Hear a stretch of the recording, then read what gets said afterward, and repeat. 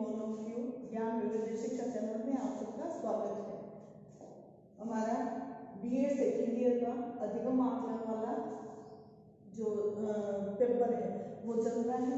इसके अंतर्गत हम मापन और मूल्यांकन से संबंधित पहला जो यूनिट है उसी का ये चैप्टर ले रहे हैं, जिसके अंतर्गत हमने मूल्यांकन से संबंधित कुछ जानकारी इससे पहले वाले वीडियो में ली थी, जिसमें हमने मूल्यांकन का अर्थ देखा था, मूल्यांकन की परिभाषा देखी थी, मूल्यांकन की कुछ विशेषताओं को भी देखा था।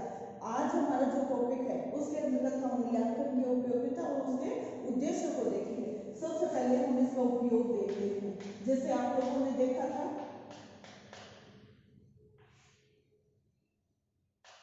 उपयोगिता, जैसा कि इससे पहले वाले चैप्टर में इसकी विशेषताएं बताई थी, तो उपयोगिता की क्या है, उन्हीं में से उठाई गई है। जो विशेषताएं हैं उन्हीं में से, जैसे मूल्यांकन से संबंधित हमने शैक्षिक उद्देश्यों की बात की थी, तो शैक्षिक उद्देश्य है उनकी प्राप्ति करने के लिए प्राप्ति की दृष्टि से क्या है, मूल्यांकन बहुत बड़ा सहयोगी होता है। तो इसका उपयोग कहाँ हो रहा है, शैक्षिक उद्देश्यों के निर्धारण में। ठीक है, पहला जैसे लिया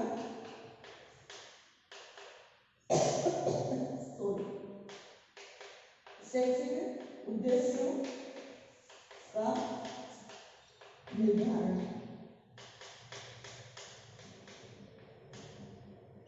निर्धारण करने की दृष्टि से। ठीक है, ये हमारा क्या है, शैक्षिक उद्देश्य, जिसका निर्धारण करने की दृष्टि से इसका उपयोग किया जाता है। जैसे फॉर एग्जाम्पल इससे पहले वाले वीडियो में भी आप लोगों को बताया था कि किस प्रकार से शैक्षिक उद्देश्य को प्राप्त करने के लिए शैक्षिक उद्देश्य निर्धारित किए जाते हैं। फिर छोटे छोटे टॉपिक लेकर के उस टॉपिक को या उस चैप्टर को क्लियर करवाने की कोशिश की जाती है, अधिगम करवाने की कोशिश की जाती है। अब बालक के अंदर कितना सुधार हुआ है, कितने उद्देश्य की प्राप्ति हुई है, ये तो मूल्यांकन से ही जान सकते हैं। तो मूल्यांकन सही मायने में क्या कर रहा है, शैक्षिक उद्देश्य को निर्धारित करने में हमारी सहायता प्रदान कर रहा है। दूसरा, छात्रों की उपलब्धि से संबंधित, छात्रों की उपलब्धि सबसे महत्वपूर्ण तो ये कि जो उद्देश्य निर्धारित हो गए हैं उनकी प्राप्ति बालक ने कितनी की है, तो उस छात्र की उपलब्धि की जानकारी की दृष्टि से ये क्या है, महत्वपूर्ण है कि बालक ने कितने उद्देश्यों की प्राप्ति की, किस प्रकार से बालक ने उद्देश्य की प्राप्ति की, या कितना हम लोग चाह रहे थे उतने जो शैक्षिक उद्देश्य है या अधिगम का कार्य है वो छात्र ने कितना किया है। इसका एक छोटा सा एग्जाम्पल लेते हैं कि छात्र की उपलब्धि की जानकारी हमें कैसे होगी, हमने शैक्षिक उद्देश्य निर्धारित कर लिए। शैक्षिक उद्देश्य निर्धारित करने के बाद में हम ये जानेंगे कि छात्र ने कितनी उपलब्धि प्राप्त की है। इसके लिए हम क्या करते हैं, हमें डायरेक्ट तो पता चलेगा नहीं, मूल्यांकन से पता चलेगा। और मूल्यांकन हम कैसे करेंगे, उसका एग्जाम लेकर के। ठीक है, अब सपोज कीजिए हमारा विज्ञान विषय है, उस विज्ञान विषय में जैसे कोई भी क्लास है, 8th क्लास है, 9th है, 10th है, कोई भी क्लास है, उस क्लास के अंदर 20 चैप्टर दिए हुए हैं। 20 चैप्टर को मुझे एक क्लास में करवाना है, पूरे साल करवाना है। पहले तो मैंने उद्देश्य निर्धारित कर लिए, प्रत्येक चैप्टर है, प्रत्येक चैप्टर से संबंधित उद्देश्य को निर्धारित कर लिया, जिसमें मूल्यांकन सहयोगी होता है। दूसरा, मैंने ये जाना कि छात्र को किस प्रकार से शिक्षण विधियों को अपना करके अधिक से अधिक अधिगम करवाना है, तो उस आधार पर मैंने वो विधियों को चयनित कर लिया। उस विधि के माध्यम से मुझे पढ़ाना है, क्लास में प्रयोग की दृष्टि से पढ़ाना है, प्रयोगात्मक विधि को अपनाना है, व्याख्यात्मक विधि हो सकता है, एग्जाम्पल के तौर पर हम ले सकते हैं, कोई मॉडल वगैरह से हो सकता है, तो करके दिखाना है। कोई भी ऐसे मेथड को अपना लिया जो कि बच्चे आसानी से उसको सीख सके या उस चैप्टर को क्लियर कर सके। ठीक है, ये तो मैंने वीडियो में काम में लिया। अब मुझे सफलता जाननी है, तो सफलता जानने के लिए दो तरीके हैं, या तो मैं चैप्टर वाइज उनकी सफलता को प्राप्त करूं कि उन्होंने कितनी सफलता प्राप्त की है या उपलब्धि प्राप्त की है, उसकी जानकारी मैं चैप्टर वाइज लूं, या फिर हाफ ईयरली और एनुअल एग्जाम के बाद में मैं ये देखूं कि उस विज्ञान विषय में उपलब्धि को प्राप्त किया है, कितने उसने रुचि लेकर के उस विषय के अंदर दक्षता हासिल की है। तो ये उपलब्धि जानना जो है वो वहां पर मेरे लिए क्या है, जरूरी है। क्यों? क्योंकि मुझे विज्ञान विषय को अधिगम करवाना है, विज्ञान विषय के चैप्टर को अधिगम करवाना है। जिस चैप्टर के अंदर या जिस टॉपिक के अंदर उन बच्चों को समस्या आ रही है, तो उस टॉपिक के लिए मैं क्या करूंगी, या तो शिक्षण विधि में कुछ परिवर्तन किया जाएगा, या उसको और सुगम बनाने के लिए कुछ अन्य तरीकों को काम में लेकर के उनको छोटे छोटे नोट्स या छोटे छोटे प्रश्न लिखवा करके उनको तैयार करवाने की कोशिश की जाएगी, जिससे कि मैं उनकी उपलब्धि को अच्छा से अच्छा प्राप्त करवा सकूं। ठीक है। तीसरी जो है वो ये है कि जैसे अभी मैंने कहा उपचार से संबंधित कि छात्र की उपलब्धि को जान लिया, और उसके बाद में मुझे पता चला कि शिक्षण प्रक्रिया है, मेरी जो शिक्षण प्रक्रिया थी वो कुछ कमी लिए हुए थी, तो उसके अंदर मुझे क्या करना पड़ेगा, सुधार करना पड़ेगा। तो शिक्षण प्रक्रिया के सुधार के लिए, शिक्षण प्रक्रिया में सुधार की दृष्टि से शिक्षण प्रक्रिया में सुधार, तो ये क्या आ गया, सुधारात्मक आ गया। ठीक है, उपचारात्मक कह सकते हैं, बाकी उपचारात्मक दूसरा लेंगे। तो शिक्षण प्रक्रिया में सुधार की दृष्टि से शिक्षण प्रक्रिया को और अधिक आसान बनाया जाए, और अधिक उसको इतना अच्छे तरीके से प्रस्तुत किया जाए कि छात्र के द्वारा या बालकों के द्वारा उस चैप्टर को, उस कंटेंट को, उस विषय वस्तु को इजीली ग्रहण कर सके, इजीली उसको अधिगम कर सके। तो इसके लिए क्या किया जाता है, शिक्षण प्रक्रिया जानी जाती है। और उस शिक्षण प्रक्रिया में सुधार के लिए क्या होता है, सुधार के लिए हमें मूल्यांकन सहयोग करता है। मूल्यांकन के माध्यम से ही हम ये जान सकते हैं कि किस प्रकार से हमारी क्या त्रुटियां रही है, क्या कमी रही है, फिर उसको और अधिक हम सफल बनाने के लिए कुछ अन्य प्रकार के तरीकों को अपना करके उस विधि में परिवर्तन करा करके शिक्षण कार्य को सुगम बना दिया जाता है। फिर जैसे ये शिक्षण प्रक्रिया है तो इसमें सुधार किया गया, तो वो सुधार किससे किया गया, ज्ञान का अनुभव से, यानी ज्ञान जो है उसके अनुभवता, ज्ञान का अनुभव की सफलता की दृष्टि से।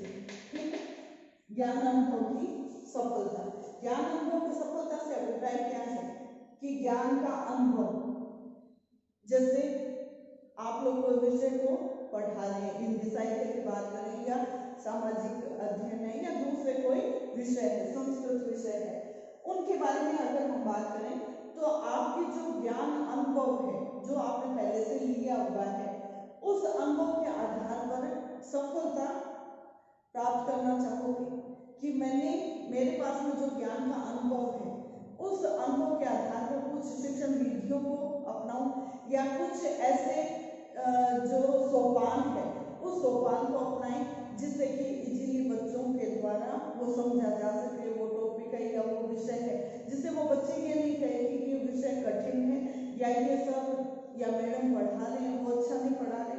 तो कहने का मतलब कि जो हमारा ज्ञान का अनुभव है उसके आधार पर हम उस मूल्यांकन को, मूल्यांकन जो है उसमें हम उपयोगी सिद्ध हो सकते हैं। हमारा ज्ञान का जो अनुभव है उसके द्वारा हम उसको और अधिक सुगमता से या अच्छा सा हम उसको प्रस्तुत कर सकते हैं। तो ज्ञान का अनुभव जो है उस आधार पर हम कुछ सहायक सामग्रियां हैं या विषय सामग्री है उसमें कुछ परिवर्तन करके हम इस प्रकार से कर सकते हैं, कुछ परिवर्तन ला सकते हैं।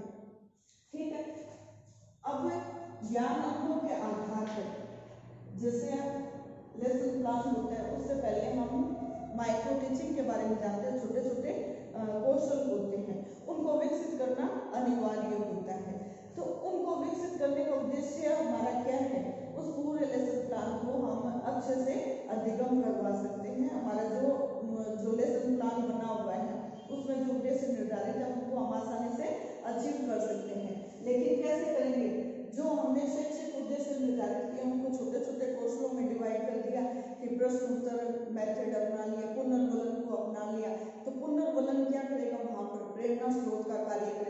तो जो हमारे द्वारा प्रेरणा दी जाएगी या अभिप्रेरणा की दृष्टि से अगर हम देखें, प्रेरणात्मक कह सकते हैं, प्रेरणात्मक की दृष्टि से पुनर्वलन करना बहुत अच्छा। जैसे क्लास के अंदर हमने प्रश्न पूछे, प्रश्नों में कुछ बच्चों ने बहुत अच्छा जवाब दिया, तो हम क्या कहेंगे कि आपने बहुत अच्छा जवाब दिया, आप इसी तरह से मेहनत करते रहिएगा, आप बहुत अच्छा रिजल्ट प्राप्त करोगे। और जिन्होंने उत्तर नहीं दिया उनको हम ये कहेंगे कि इनसे सीखिए, आप कुछ कोशिश कीजिएगा, आप बहुत अच्छा कर सकते हैं, लेकिन अभी आप शायद आपकी रुचि नहीं थी, आपके समझ में नहीं आए, दोबारा इसको पढ़िएगा, दोबारा आप इसको समझिएगा, जिससे कि आप इनसे भी अच्छा उत्तर दे सकते हैं, आप इनसे भी आगे बढ़ सकते हो। तो कहने का मतलब हमने क्या कर दिया, उनको मोटिवेट कर दिया। मोटिवेट कर दिया तो वो मोटिवेट होकर के क्या करेंगे, और अधिक मेहनत करेंगे। जो फर्स्ट रैंक पर आ रहा है, सेकंड रैंक पर आ रहा है, वो सेकंड वाला फर्स्ट रैंक पर जाने की कोशिश करेगा, फर्स्ट रैंक वाला अपने रैंक को बचाने की कोशिश करेगा। तो इस प्रकार से उनमें क्या हो जाएगी, एक अभिप्रेरणा आ जाएगी, एक मोटिवेशनल स्टेज को प्राप्त करके, मोटिवेट होकर के वो उसको अधिक से अधिक प्राप्त करने का निर्णय लेते रहेंगे। ठीक है, एक हम देख सकते हैं कि उचित मार्गदर्शन करना की दृष्टि से कैसे प्रेरणात्मक होंगे। कोई शिक्षक क्लास के अंदर किसी लेसन को पढ़ा रहा है, यदि उसको पॉजिटिवली लेकर के बहुत अच्छे से एग्जाम्पल के द्वारा उस चैप्टर को समझाने की कोशिश करेगा तो बच्चा इजीली उसको समझेगा। कहने का मतलब हमारा मूल्यांकन जो होगा उसमें बहुत अच्छी स्टेज हमें प्राप्त हो जाएगी। तो ऐसी स्थिति में उचित मार्गदर्शन की आवश्यकता होती है, और वो उचित मार्गदर्शन कौन दे सकता है, शिक्षक दे सकता है, कोई एग्जाम्पल के माध्यम से। जैसे सपोज कीजिए सामाजिक के अंदर या फिर हिस्ट्री के अंदर हम कुछ युद्ध दौर के बारे में जान रहे हैं, तो युद्ध में जो योद्धाएं जीत को प्राप्त कर चुके हैं, किसी को हरा चुके हैं, तो हम उसका एग्जाम्पल दे सकते हैं। तो वो बच्चे में क्या आ जाएगा, एक उचित मार्गदर्शन आएगा। एपीजे अब्दुल कलाम के जैसे हमें बनना है, उनके विचारों को हम अपने जो विचार है उनमें हम शामिल करके उसको प्रैक्टिकली करने की कोशिश करते हैं, तो हमें बहुत अच्छे रिजल्ट प्राप्त हो सकते हैं। किसी महापुरुष के जो प्रेरक प्रसंग है उसको यदि हम प्रस्तुत करते हैं तो वो भी क्या होता है, एक उचित मार्गदर्शन लिए हुए बच्चे के लिए रहता है। तो वो बच्चा क्या करेगा, उस सब्जेक्ट को, जिस सब्जेक्ट के अंदर हम प्रेरक प्रसंग की चर्चा कर रहे हैं या उस सब्जेक्ट से जोड़ करके उसको हम बता रहे हैं, तो वो बच्चा क्या करेगा, अपने आप को भी उसके सम्मान रखने की कोशिश करेगा, अपने आप को भी वहाँ वैसा ही प्रेजेंट करने की कोशिश करेगा। तो उनको क्या मिल रहा है, एक उचित मार्गदर्शन मिल रहा है। उस उचित मार्गदर्शन के आधार पर ही उस बच्चे के अंदर हम प्रॉपर सुधार कर सकते हैं। जैसे उचित मार्गदर्शन कैसे होगा, उनकी रुचि के अकॉर्डिंग उनकी अभिक्षमता देखी जाएगी, उनकी अभिवृत्ति देखी जाएगी, उनकी योग्यता देखी जाएगी। उस आधार पर हम क्या करेंगे, उनको उचित मार्गदर्शन देंगे। सपोज कीजिए 12th क्लास का बच्चा है, सॉरी 10th कक्षा का बच्चा है, उसके विज्ञान विषय में अच्छे मार्क्स आ रहे हैं, दूसरे विषय में नहीं आए हैं, और वो बच्चा विज्ञान विषय को लेकर आगे बढ़ना चाहता है, तो हमारा उद्देश्य क्या होगा, हमारा दायित्व क्या होगा कि हम उसको उचित मार्गदर्शन दें कि हाँ भाई तुम्हारे लिए ये सब्जेक्ट उचित है, तुम्हारे लिए ये दूसरे वाले सब्जेक्ट ज्यादा उचित नहीं है। हम ये भी कह सकते हैं उसको कि विज्ञान विषय अभी लेकर आप पढ़िए, फिर आगे कोई IAS है या IPS जैसे एग्जाम है उनकी तैयारी करोगे तो दूसरे सब्जेक्ट भी आपके लिए महत्वपूर्ण होंगे। तो हो सकता है आपकी रुचि बाद में बन जाए, तो रुचि बन जाएगी तो क्या होगा, दूसरे विषय भी उसके लिए क्या हो जाएंगे, आसान हो जाएगा, वो उस सब्जेक्ट के प्रति भी क्या हो जाएगा, एक लगाव बन जाएगा, और लगाव बनने से क्या हो जाएगा कि वो उस सब्जेक्ट को भी इजीली पढ़ सकता है या इजीली अपने कुछ सुधार कर सकता है। ठीक है, इसके अलावा यदि हम देखें कि ये जो उचित मार्गदर्शन की बात कर रहे हैं, तो ऐसी स्थिति के अंदर यदि हम किसी बालक के अंदर व्यक्तिगत विभिन्नता के आधार पर देखें तो वो व्यक्तिगत विभिन्नता भी क्या कर देंगे, उस आधार पर भी व्यक्तिगत विभिन्नता की दृष्टि से भी क्या होता है कि दृष्टि से भी मूल्यांकन उपयोगी होता है। अभी मैंने बात की थी सब्जेक्टिव, विज्ञान विषय में अच्छे मार्क्स आए तो हमने कह दिया हाँ विज्ञान विषय तुम्हारे लिए बहुत अच्छा है।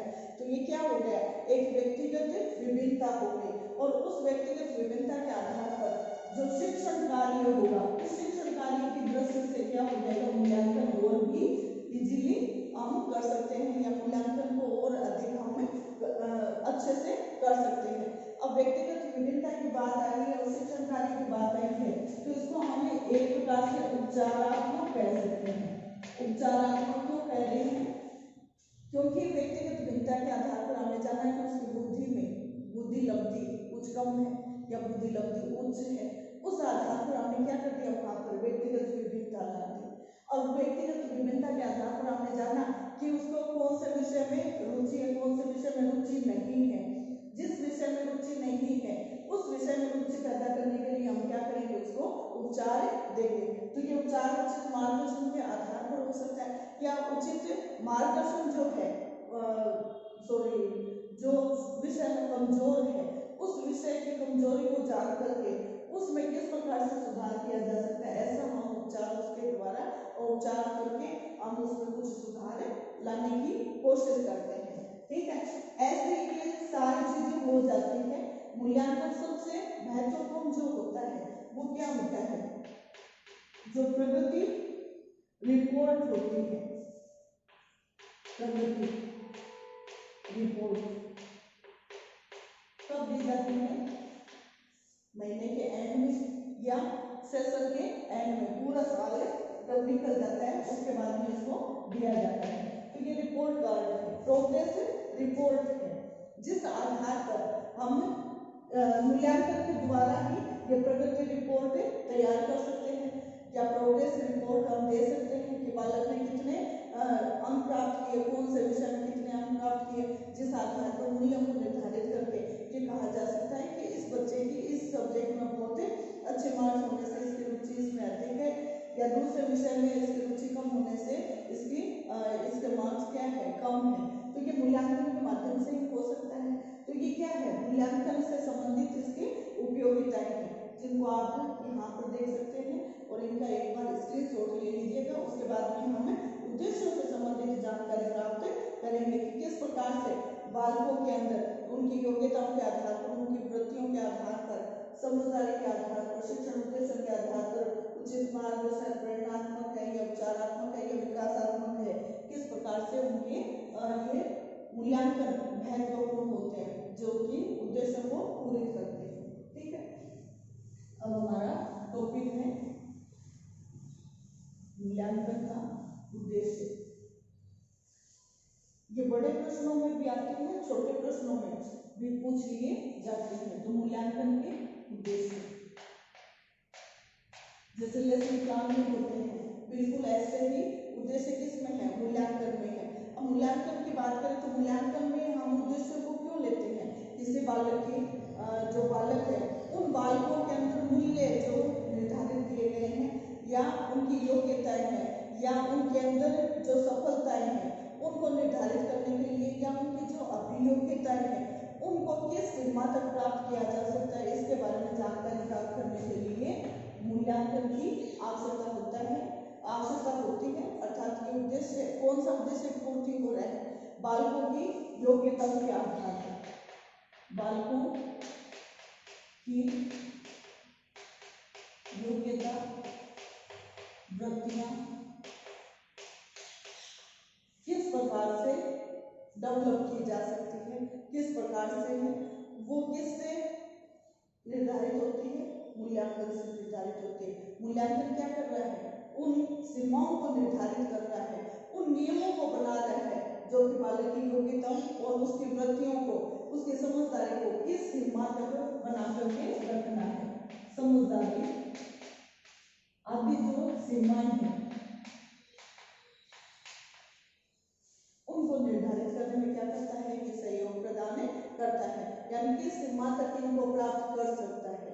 बालक की योग्यता क्या है, बालक की एज क्या है, बालक कौन सा सिलेबस को कितने समय में कवर कर सकता है, उसकी वृत्तियां, उसकी समझदारी एज से। तो इस प्रकार से ये क्या कर रहा है, सीमाओं का निर्धारण कर रहा है। सीमाओं का निर्धारण किस प्रकार से हो रहा हम प्रदान कर सकते हैं। ज्ञानात्मक पूर्व ज्ञान से जोड़ करके ज्ञान उपयोग, उस ज्ञान का उपयोग कर सकेगा भविष्य में, इन फ्यूचर वो उपयोग कर सकता है, अंतर कर सकता है। तो ये क्या है, ज्ञान का उपयोग है। तो इस प्रकार से इनमें भी ऐसी ही विशेषताएं होती है या ऐसे ही उद्देश्य निर्धारित होते हैं जिनके आधार पर छात्र के अंदर उसके सफलताओं का निर्धारण करना है या किस प्रकार से उनकी वृत्तियों को निर्धारित करना है, ये सब इसके अंतर्गत आते हैं। दूसरा अगर हम लें तो वो हम देखते हैं कि कठिनाई का स्तर है वो क्या है, सफलताएं क्या है, असफलताएं क्या है, उनके लिए किस प्रकार से उनके सीमा और दोष को निर्धारित किया जा सकता है। यानी कोई भी बालक है, उस बालक के अंदर सफलता, बालक की सफलता, असफलता आदि की सीमाओं को निर्धारित करना और सीमाओं को निर्धारित करके क्या करना, उनके दोष को प्राप्त करना कि किस प्रकार से उनकी सीमाएं हैं, किस प्रकार के उनके दोष है, उनकी जानकारी प्राप्त करना। सफलता होगा सफलता से संबंधित सीमाएं व दोषों को जानना इसका उद्देश्य है। ठीक है, जैसे हम बात करें ये जो मूल्यांकन होता है, योगात्मक मूल्यांकन की बात करें तो योगात्मक मूल्यांकन क्या है, पहला टेस्ट हो गया, दूसरा टेस्ट हो गया, तीसरा टेस्ट हो गया, फिर एग्जाम हो गया, एनुअल एग्जाम हो गया। ठीक है, प्रत्येक एग्जाम के अंक जुड़ते जाते हैं। बोर्ड क्या करता है, 10वीं और 12वीं एग्जाम क्या होते हैं, एक फाइनल एग्जाम होता है, एनुअल एग्जाम, बोर्ड का एग्जाम बोलते हैं। उसमें बच्चे ने कितने परसेंटेज प्राप्त की, वो उसको बोर्ड के अंदर सफलता या असफलता बताएगा। कॉम्पिटिटिव एग्जाम को लीजिएगा, कॉम्पिटिटिव एग्जाम में क्या होता है, साल में या 5 साल में जैसे आपकी वैकेंसी जाती है उस आधार पर एक बार एग्जाम होता है। आपने काफी मेहनत की, साल 2 साल कोचिंग ली, विभिन्न प्रकार से बुक्स को अध्ययन किया, ऑनलाइन क्लासेस ली या यूट्यूब पर उस टॉपिक को क्लियर करने की कोशिश की और फिर भी आप उसमें सफल नहीं होते। तो इस स्थिति में क्या होता है, मन में कुंठाएं आ जाती हैं, मन में कुछ ऐसे विचार आते हैं कि मैं तो किसी लायक नहीं हूँ, मैं ये छोटा सा एग्जाम पास नहीं कर सकी या कर सका तो लानत है मेरी जिंदगी पर, मेरे जीवन में। तो ऐसी स्थिति में क्या आते हैं, विचार कुछ और आते हैं। तो वो विचार क्यों आ रहे हैं, जैसे कोटा है या अपने सीकर है, वहाँ पर काफ़ी कोचिंग चलती है, कोचिंग क्लासेस होती है जिसके अंदर जेई के एग्जाम होते हैं या नीट के एग्जाम होते हैं, उनकी तैयारी करवाई जाती है। उस तैयारी के अंदर बहुत सारे कॉम्पिटिटर हैं और उनमें सफलता तो कुछ एक कोई मिलेगी, बाकी क्या हो जाएंगे, कुछ ऐसे स्टूडेंट होंगे जो कि डिप्रेशन की स्थिति में आ जाएंगे। उनके पेरेंट्स चाहते हैं कि वो सफल हो और बच्चा भी चाहता है कि वो सफल हो, लेकिन किसी कारण से, किसी परिस्थिति से, किसी कौशल से वो रह जाता है। तो ऐसी स्थिति में उसके मन में क्या विचार आते हैं कि मैं किसी लायक नहीं हूँ, मुझे इस जिंदगी से कोई लेना देना नहीं है, मुझे सुसाइड कर लेनी चाहिए या मुझे यहाँ से निकल जाना चाहिए। तो ऐसी स्थिति में क्या होते हैं, सुसाइड जैसे केस होते हैं। अब हमारे जो नई शिक्षा नीति आई है उसमें कुछ एक चेंजेस है, हो सकता है कुछ उसमें काफी बदलाव लिए हुए हो, तो वो जब लागू होगी और उसके नियम शर्तें आएंगी तो उसके बाद में पता चलेगा कि ऐसी स्थितियों से निपटने के लिए भी कुछ उसमें कुछ उपचार है क्या, उपचारात्मक स्थिति है क्या, कुछ ऐसे नियम है क्या जो फ्लेक्सिबल है, कुछ ऐसी टेक्नोलॉजी अपनाई जाए जैसे कि ये जो परिस्थितियां हैं इनसे निकला जा सके, स्टूडेंट्स भी और अभिभावक भी उस परिस्थिति से निकल सकता है। ठीक है, दोस्तों को जान लिया। उसके बाद में उसमें क्या करते हैं, उपचारात्मक शिक्षण प्रदान करने में क्या होता है, मूल्यांकन सहयोग होता है, मूल्यांकन का सहयोग होता है। तो इसका उद्देश्य क्या हो गया कि जो उपचारात्मक शिक्षण है उसको बढ़ावा देना, उस पर बल देना, उपचारात्मक शिक्षण पर बल देना या बढ़ावा देना, जिससे कि किसी टॉपिक पर, किसी विषय पर किसी बालक में कमी है तो उसको उपचार करके उसमें कुछ निदान किया जा सकता है। ऐसे क्लास के अंदर जैसे व्यक्तिगत विभिन्नता है उसको जानने के लिए हम क्या करते हैं, स्टूडेंट्स का वर्गीकरण करते हैं कि ये कमजोर है, ये इंटेलिजेंट है। तो बालकों का वर्गीकरण करना इसका उद्देश्य है, इसका मूल्यांकन का। ये बालक कमजोर है, ये मीडियम है, ये उच्च बुद्धि लब्धि वाला है।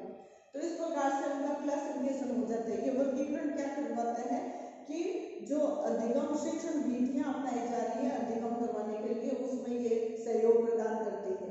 ठीक है, तो ऐसे ही अब जो ये वर्गीकरण हो गया, उसके बाद में हम देखते हैं कि इस वर्गीकरण के आधार पर हम बालक को शिक्षा किस प्रकार से दें। तो सीखने की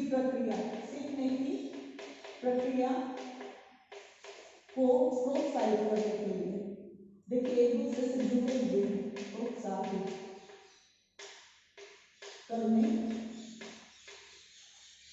करने के लिए ये मूल्यांकन के उद्देश्य निर्धारित किए गए हैं कि किस प्रकार से बालक में कुछ प्रेरणा दें, कुछ ऐसे जो सीखने की प्रक्रिया उसमें विधि को काम मिले, जिससे कि इजीली उनको कुछ गेन करवाना है या उनको प्राप्त करना है तो उसमें उसका सहयोग लिया जा सके। ऐसे शिक्षण उद्देश्य आना तो ये पहले से ही था, शिक्षण उद्देश्य है, उनमें स्पष्टता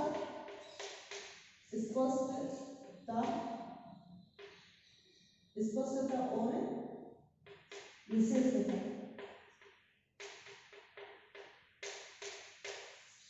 लाने में मूल्यांकन सहयोग प्रदान करता है। या मूल्यांकन का उद्देश्य होता है कि जो भी हम शिक्षण कार्य करवा रहे हैं, शैक्षिक उद्देश्य को निर्धारित किया है, उनमें कुछ स्पष्टता हो, कुछ उनमें विशेषता हो। जैसे सामान्य है या विशिष्ट उद्देश्य है, दोनों की कैटेगरी क्या है, अलग अलग है। तो इस प्रकार से हम ले सकते हैं। तीसरा हम ले सकते हैं, जैसे अभी हमने लिया यहाँ पर वर्गीकृत उपचारात्मक, ऐसे निदानात्मक उद्देश्य भी होता है। निदानात्मक शिक्षण के लिए कैसे, कौन से विषय में कठिनाई है, क्या कठिनाई है, उसका निदान किया जाए, उसको इजीली बच्चों तक पहुंचाया जाना, तो ये क्या हो जाएगा, उसका निदान हो जाएगा। ऐसे विकासात्मक क्या होता है, सतत चलने वाली क्रिया। विकासात्मक शिक्षण या स्तर में सहयोग प्रदान करने के लिए मूल्यांकन होता है। सतत चलने वाली प्रक्रिया कंटिन्यूस चलेगी और वो विकास जैसे जैसे हो रहा है उस आधार पर उसके मूल्यांकन में भी क्या आ जाएगा, अंतर आता चला जाएगा। तो ये भी क्या है, एक उद्देश्य है, जो कि इस आधार पर हम कह सकते हैं कि जो मूल्यांकन की प्रक्रिया है उसका उद्देश्य विकासात्मक शिक्षण, निदानात्मक उपचारात्मक शिक्षण में सहयोग प्रदान करता है। ऐसे जो अध्ययन और अध्यापन की प्रक्रिया है, अध्ययन व अध्यापन की प्रक्रिया को सरल बनाना, सरलता प्रदान करना, ये भी क्या है, इसका एक विशेष उद्देश्य है। शिक्षण देखिए शुरू से ये तैयारी शिक्षण विधियां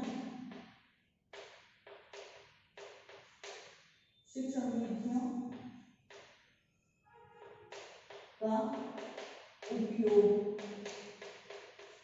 जानने से कौन सी शिक्षण विधि कहाँ पर उपयोग में ली जाती है, उन शिक्षण विधियों का उपयोग जान करके इस प्रकार से या शिक्षण विधियों या प्रविधियों को जानने में सहयोग प्रदान करने वाला प्रक्रिया, यानी उसका उद्देश्य क्या है, शिक्षण प्रक्रियाओं को शिक्षण विधियों को जानना, शिक्षण विधियों से संबंधित जो क्रिया प्रणाली है उसमें कुछ सुधार किया जाना या उसमें कुछ फ्लेक्सिबिलिटी लाया जाना, जिससे कि हम आवश्यकता के अनुसार बच्चों के अधिगम करवाते समय उसमें कुछ परिवर्तन कर सकते हैं। प्रयोजन क्या है, किस उद्देश्य से हमने किया है। तो वो प्रयोजन का जो चयन है, प्रयोजना अनुसार चयन करना। जैसे बालक के अंदर कौशलात्मक जो उद्देश्य है उसका निर्धारण करना है, उसकी जांच करनी है। तो हमारा प्रयोजन क्या है कि बालक अच्छा संचार बनाए या कोई ऐसा मॉडल तैयार करे जिससे कि हम ये जान सकते हैं कि बालक ने कौशलात्मक जो उद्देश्य है उसकी प्राप्ति कर ली है। तो प्रयोजन के अनुसार जो चयन प्रक्रिया है उसको जानने में ये बहुत अधिक सहायता प्रदान करता है। इसके अलावा जैसे प्रयोजन है, कॉम्पिटिटिव एग्जाम है, ऑब्जेक्टिव टाइप से क्वेश्चन को बनाया गया है, तो वो चयन करना किससे है, इस प्रयोजन के अनुसार चयन करना उसका उद्देश्य बन जाता है। ठीक है। ऐसे ही सामाजिकता से संबंधित, सामाजिकता क्या है, सामाजिकता को जानना कि बालक किस प्रकार से समूह में रह करके जो ग्रुप डिस्कशन है वो कर सकता है। जैसे अंताक्षरी आप लोगों ने देखा होगा, 2 या 3 जनों को एक ग्रुप में बैठा दिया, 2-3 दूसरे में, तीसरे में, चौथे में, फिर उनमें कंपटीशन होता है। वो कंपटीशन लेवल जो होता है वो कैसा होता है, उन संख्या के आधार पर नहीं है बल्कि उनकी उस कार्य क्षमता पर डिपेंड करता है कि ये फर्स्ट आई है, सेकंड आई है, थर्ड है, जिसने पहले वो वज्र दबा दिए हैं, अधिक से अधिक उसने अंक प्राप्त कर लिए हैं, तो वो क्या है, उसकी सामाजिकता है, आपस में मिलकर के वो कार्य को कर रहे हैं। विकासात्मक हमने ले लिया है कि किस प्रकार से विकासात्मक शिक्षण कार्य किया जा सकता है। सुधारात्मक और निदानात्मक एक जैसे ही प्रोसेस है। प्रेरणात्मक से हम कह सकते हैं, प्रेरणात्मक प्रक्रिया को जानना कब जानना, जब बालक डिप्रेशन में हो। ठीक है, बालक डिप्रेशन में हो, ठीक है, डिप्रेशन में होगा उस समय उसके अंदर प्रेरणात्मक प्रक्रिया को जाना जा सकता है, प्रेरणात्मक प्रक्रिया को अपनाया जा सकता है। तो ये भी क्या है, इसका एक उद्देश्य है। तो इस प्रकार से हमने देखा मूल्यांकन के विभिन्न प्रकार के उद्देश्य है। आज के लिए इतना ही, आप लोगों का बहुत बहुत धन्यवाद।